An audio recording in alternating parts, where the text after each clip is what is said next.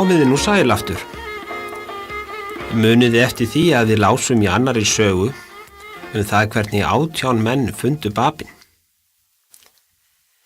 Muniði eftir því hvað hann kallaði þá? Já, bókstafi hins lifanda. Nú fannst Babnum tími til kominn að þeir dreifðust landið og segðu fólkinu frá því að hinn fyrirheitni væri kominn. Dag einn kallaði hann þá saman til þess að ræða við þá. Fyrst kallaði hann Mulla Hussein til sín og þar sem Babin elskaði Mulla Hussein mjög mikið, sagði hann honum frá atviki sem átti eftir að koma fyrir hann seinna. Mulla Hussein átti að fara til margra borga og flytja boðskap Babsins. Síðan átti hann að fara til stórborgar sem heitir Teheran. Leyndardómur fólginn í þeirri borg, sagði Babin. Þegar hann opinberast mun hann umbreyta jörðinni í paradís. Gæti það því að hann sagði Mulla Hussein ekki hvað hann myndi finna í Teheran. En Mulla Hussein vissi að það yrði eitthvað mjög fagurt sem gæti breytt jörðinni í paradís. Eða gert hana eins og himnaríki. Seinna fáið þið að vita hver þessi mikli leyndardómur var. Hefði ekki verið dásamlegt að heyra hvað Babin sagði við lærisveina sína áður en hann sendi þá af stað. Vitur maður skrifaði niður það sem hann sagði, svo að við getum lesið það í dag, þó við getum ekki heyrt það. Hann sagði bókstöfum hins lifanda að þeir væru berendur nafns Guðs á þessum degi. Það þýðir að þeir myndu segja öllum frá nýja kennaranum sem Guð hafi sendt. Hann sagði þeim að þeir yrðu að gera einungis það sem þeir vissu að Guð vildi að þeir gerðu. Því að þá myndi fólk vita að þeir sögðu satt og myndi hlusta á þá. Væri ekki gott fyrir okkur að hugsa þetta í dag? Að tala ekki bara heilmikið það sem við ætlum að gera. Heldur láta hendur okkar hjálpa öðrum og fætur okkar hlaupa erinda fyrir þá. Þá myndu allir sjá að við elskum Guð og erum að reyna að líkjast honum.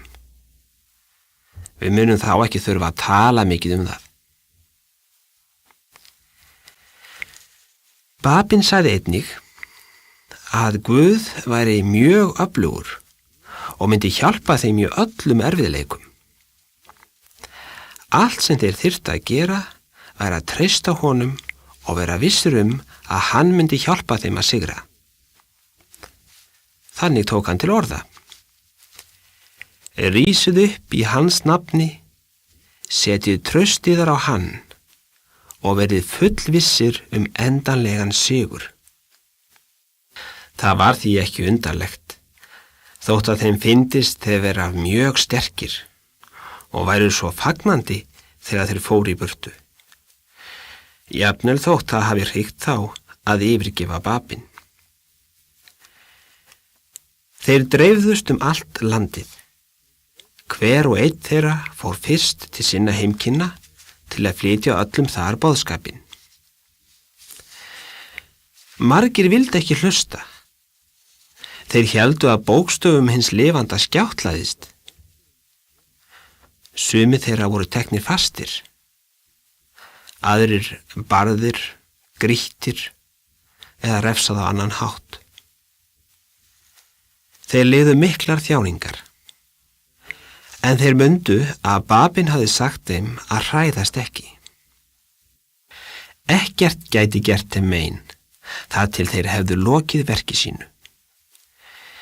Þeir héldu því óhyggjað áfram að kenna hinn fyrirheitna og hversu miklu betri heimurinn yrði af hans völdum. Aðrir hlustuðu glaðir á þá. Hér fer á eftir saga af manni sem hlustaði á allt sem þeir höfðu að segja. Dag einn, þegar þessi maður var staddur í húsi vina síns, heyrði hann Mulla Hussein segja frá hinum fyrirheitna. Þegar hann hafði lokið máli sínu, spurði maðurinn æstur: Hvað heitir hann? Ég má ekki segja þér hvað hann heitir, svaraði Mulla Hussein. En ef þú biðst fyrir, hjálpar Guð þér að finna hann. Maðurinn spurði því vin sinn hvort hann mætti ekki fara strax inn í annað herbergi, þar sem hann gæti verið einn og beðist fyrir. Hann gat ekki einu sinni beðið þangað til hann væri komin heim til sín.